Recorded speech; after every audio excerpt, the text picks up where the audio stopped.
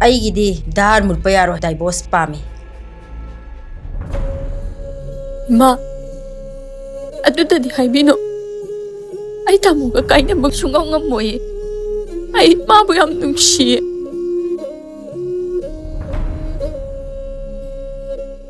ꯌꯨꯝ ꯄꯥꯜꯂꯕ ꯃꯇꯨꯡꯗ ꯃꯇꯝ ꯀꯨꯏꯅ ꯑꯉꯥꯡ ꯑꯣꯏꯕ ꯉꯝꯗꯕ ꯃꯤꯔꯣꯟꯕꯗ ꯋꯥꯕ ꯑꯉꯥꯡ ꯈꯥꯎꯗ ꯄ꯭ꯔꯣꯕ꯭ꯂꯦꯝ ꯂꯩꯕꯗꯒꯤ ꯑꯉꯥꯡ ꯑꯣꯏꯔꯕ ꯃꯇꯨꯡꯗ ꯍꯟꯖꯤꯟ ꯍꯟꯖꯤꯟ ꯀꯥꯏꯕꯗꯒꯤ ꯑꯉꯥꯡ ꯌꯥꯎꯕ ꯉꯝꯂꯔꯣꯏ ꯈꯟꯗꯨꯅ ꯏꯃꯨꯡ ꯃꯅꯨꯡ ꯅꯤꯡꯉꯥꯏ ꯁꯪꯗꯥꯅꯕ ꯈꯠꯅ ꯆꯩꯅꯕ ꯌꯥꯎꯔꯕꯗꯤ ꯊꯣꯏꯗꯣꯛꯅ ꯋꯥꯅꯤꯡꯉꯥꯏ ꯑꯣꯏꯗ꯭ꯔꯦ ꯃꯇꯝꯒ ꯆꯥꯅꯕ ꯑꯅꯧꯕ ꯇꯦꯛꯅꯣꯂꯣꯖꯤ ꯀꯌꯥꯒ ꯂꯣꯏꯅꯅ Dispur IVF and Fertility Clinic ꯑꯃꯁꯨꯡ Arbor Vitae IVF and Fertility Clinic Guwahati gi Dr. Jutimala Borodoloi Bhattacharya da thunamak lengbiraktuna tanabiu adomgi awaba pumba chamada chama koklagani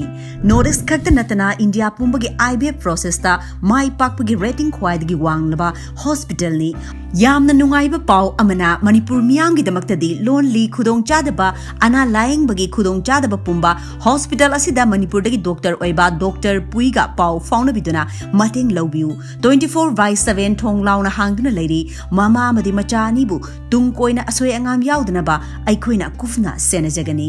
thinthaba tawbiraganu ngasimak makhada pizriba contact number asida appointment lobiduna mai pakpa oibiu icha yaudre haibagi awaba pumba kokthakta gi thangthabiu